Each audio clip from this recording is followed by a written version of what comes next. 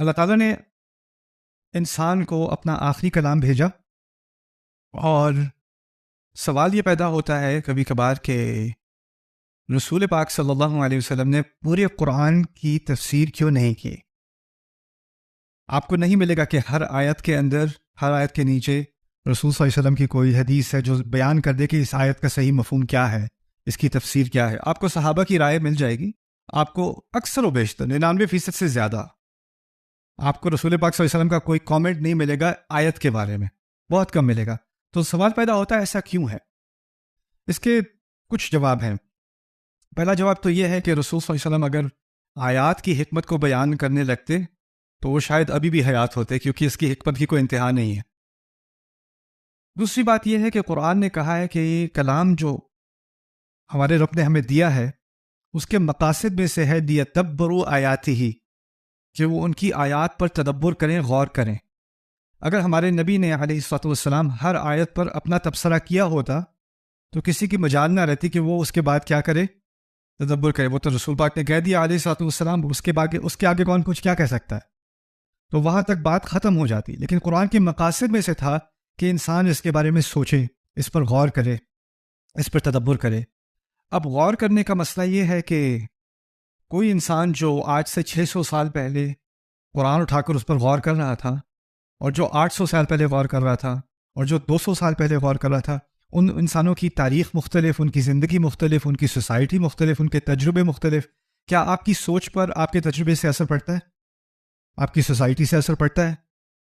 آپ کی انوائرمنٹ سے اثر پڑتا ہے؟ تو وہ اپنے سارے تجربات، اپنا سارا علم، جیسے اگر کوئی کہے آج کہ میں بایولوجی پڑھ رہا ہوں، اس کو بایولوجی کا کچھ علم ہے، آج سے 600 سال پہلے بھی لوگ بایولوجی پڑھ رہے تھے، لیکن ان کے علم میں اور آپ کے علم میں فرق ہے، ان کی سوچ میں فرق ہے، بالکل ہے۔ انسان کائنات کو ہزاروں سال سے پڑھ رہے ہیں، ستاروں کو، کائنات کو ہزاروں سال سے ہم پڑھ رہے ہیں، لیکن جو ہزاروں سال سے پڑھ رہے تھے اور جو آج پڑھ رہے ہیں اس میں فرق ہے کہ نہیں؟ بالکل ہے۔ تو انسان کی سوچ پہ، اس کی حقیقت کی بنیاد پر، اس کی سوچ پہ، اس کے علم پر، اس کی رائے پر، یہاں تک کہ اس کے جذبات پر بھی اثر پڑتا ہے۔ اللہ تعالیٰ کے پلان میں معلوم ہوتا ہے، ان کے مقاصد میں سے ایک مقصد تھا کہ ہر صدی کا اور ہر دور کا ہر انسان اللہ کے کلام کے پاس آئے، وہ اپنے نقطۂ نظر سے آئے، اس کلام کی حقیقت کو سمجھے، لیکن شاید اس کو اس کلام میں وہ ایسی چیز نظر آنی شروع ہو جائے جو کسی اور کو نظر نہ آتی ہو۔ تو وہ اس انسان کے لیے جو چیز اس کو نظر آئے تو وہ حیران رہ جائے کہ میں تو اس دنیا سے آیا ہوں، میری اس دنیا سے آنے کے باوجود قرآن نے ایسی بات کر دی، تو وہ اس کے لیے ایک معجزہ بن جاتی ہے۔ وہ چیز، اس کا وہ تدبر، اس کے لیے وہ ایک معجزہ بن جاتا ہے۔ لیکن یہ لازمی نہیں ہے کہ وہ کسی اور کے لیے وہی بات معجزہ ہو۔ تو ایک معجزہ نہیں ہے قرآن کا، بے تحاشا معجزات ہیں، اور جو چیز مجھے معجزہ نہ لگے اس کی کوئی گارنٹی نہیں کو کسی اور کو بھی معجزہ نہ لگے۔ میں کچھ ہفتے پہلے ٹیکسس میں تھا، ہم سورۃ النجم پہ ہم درس کر رہے تھے، تو میری درس میں بہت سارے ڈاکٹرز بھی بیٹھے ہوئے تھے، تو وہاں پر ذکر ہو رہا تھا فَبِأَيِّ آلَاءِ رَبِّكَ تَتَمَارَىٰ، جیسے سورۃ الرحمن میں تو سب کو پتا ہوگا فَبِأَيِّ آلَاءِ رَبِّكُمَا تُكَذِّبَانِ، سورۃ النجم میں ہے فَبِأَيِّ آلَاءِ رَبِّكَ تَتَمَارَىٰ۔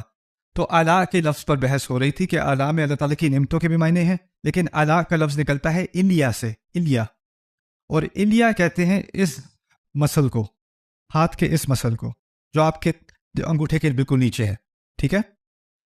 تو اور اس سے اور مقاصد مفہوم نکالے گئے ہیں، ایسا کام جو کوئی ایک شخص کر سکے اور کوئی اور اس کو نہ کر سکے، اس کا منفرد کارنامہ، اس کو بھی الیا کہا جاتا ہے۔ تو فَبِأَيِّ آلَاءِ رَبِّكُمَا اور رَبِّكَ، مفہوم اس کا یہ بھی ہے کہ اللہ تعالیٰ کے ایسے کارنامے جو صرف اللہ ہی کر سکتا ہے، ایسے کارنامے جو صرف اللہ کر سکتا ہے، وہ کر ہی نہیں سکتا۔ تو میری کلاس میں کچھ بیٹھے ہوئے تھے ڈاکٹرز، تو ایک ڈاکٹر میرے پاس آئے، کہتے ہیں کہ یہ جو مسل ہے نا، یہ ہمارے اور باقی تمام اس دنیا میں جو حیوانات ہیں، اسپیشیز ہیں، ان سب میں فرق کرنے والا مسل اصل میں یہ ہے، اس کی وجہ سے ہمارا انگوٹھا 360 ڈگریز موو کرتا ہے، اس کی وجہ سے ہم کسی چیز کو اس طرح پکڑ سکتے ہیں، ٹولز بنا سکتے ہیں، لکھ سکتے ہیں، ساری ٹیکنالوجی اور سارے کارنامے انسان کے اس سے ہیں، اس سے وہ کارنامے کر سکتا ہے جو اور کوئی نہیں کر سکتا۔ سبحان اللہ۔ اب مجھے اس بات کا کوئی اندازہ ہو ہی نہیں سکتا تھا، ہو ہی نہیں سکتا، ممکن نہیں تھا میرے لیے، کیونکہ وہ میری دنیا ہی نہیں ہے۔ میں لغت پڑھ سکتا ہوں، تفاسیر پڑھ سکتا ہوں، میں تاریخ پڑھ سکتا ہوں، وہ میری ایک فیلڈ ہے، لیکن قرآن ایک مضمون کے لیے نہیں آئے.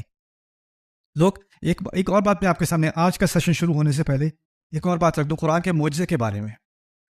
لوگ کہتے ہیں کوئی سائنس کی بات کر رہا ہو تو کہتے ہیں یہ سائنسی نقطۂ نظر سے بات کر رہے ہیں.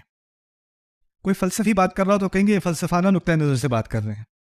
کوئی تاریخی بات کر رہا ہو تو یہ تاریخی نقطۂ نظر سے بات کر رہے ہیں. سیاست کی بات کر رہا ہو یہ سیاسی نقطۂ نظر ہے. سائیکولوجیکل بات کر رہا ہوں نفسیاتی نقطۂ نظر ہے. کوئی روحانی بات کر رہا ہو یہ روحانی نقطۂ نظر ہے. شرعی نقطۂ نظر ہے. مختلف نقطۂ نظر ہوتے ہیں نا. کوئی بچہ بات کر رہا ہے یہ بچے کا نقطۂ نظر ہے. جوان کا نقطۂ نظر ہے. اور بزرگی کا نقطۂ نظر ہے. مختلف نقطۂ نظر ہے. اور پھر لوگ ہمارے دین کے بارے میں کیا کہتے ہیں, اللہ کے کلام کے بارے میں, یہ اسلامی نقطۂ نظر ہے نا, یہ اسلامی یا دینی یا مذہبی نقطۂ نظر ہے. یہ بات غلط ہے. اگر کوئی سائنسدان بات کرتا ہے سائنس کے نقطۂ نظر سے, اس کو کس چیز میں مہارت ہے؟ سائنس میں. اسی لیے اس کا نقطۂ نظر سائنس کی بنیاد پر ہے. کوئی مورخ تاریخ کی بات کر رہا ہے, کس نقطۂ نظر سے؟ تاریخی, کیونکہ اس کا جو دائرہ ہے وہ کیا ہے؟ تاریخ. جس رب نے یہ کلام نازل کیا, وَلَا يُحِيطُونَ بِشَيْءٍ مِّنْ عِلْمِهِ, اس کا علم کس فیلڈ میں ہے؟ کوئی ایسی فیلڈ, کوئی علم موجود ہی نہیں جو اس کے دائرے میں نہ ہو. کوئی ایسا علم نہیں ہے.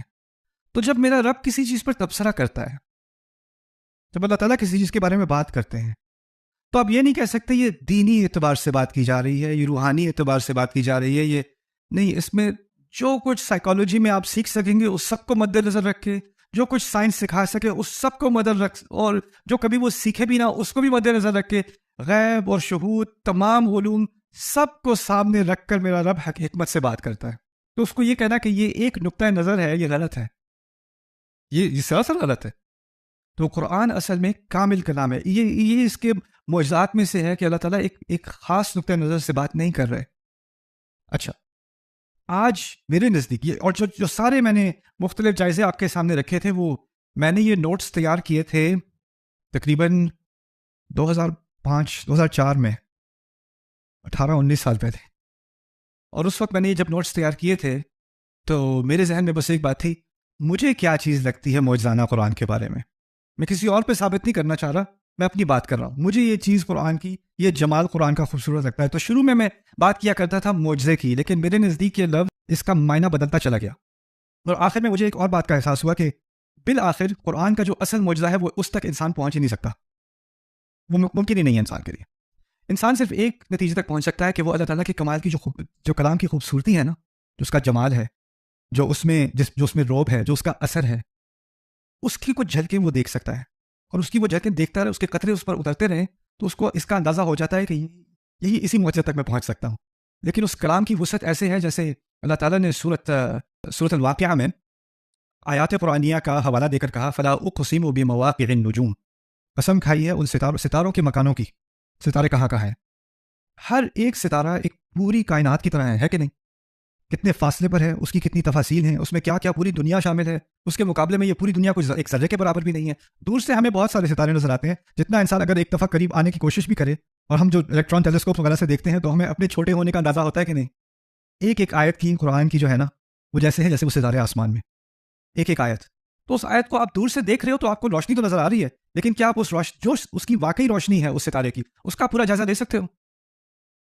اس کو جتنا بھی آپ گھر لو, اس کی جو پوری انرجی ہے اس سٹار کی, جو پوری اس کی لائٹ ہے, جو اس کا پورا سائز ہے, اس تک ہم کبھی نہیں پہنچ سکتے, کبھی بھی نہیں پہنچ سکتے. لیکن کم از کم رات میں ستارہ نظر آ رہا ہے, خوبصورت لگ رہا ہے, اتنا تو سمجھ سکتے ہیں نا. میں کہتا ہوں کہ جو انسان زندگی قرآن میں لگا دینا, اس کو بس جتنا ستارے کا حصہ ہمیں نظر آتا ہے نا, اتنا ہمیں قرآن نظر آتا ہے. بس یہ احساس ہوتا ہے انسان کو قرآن پڑھنے کے بعد.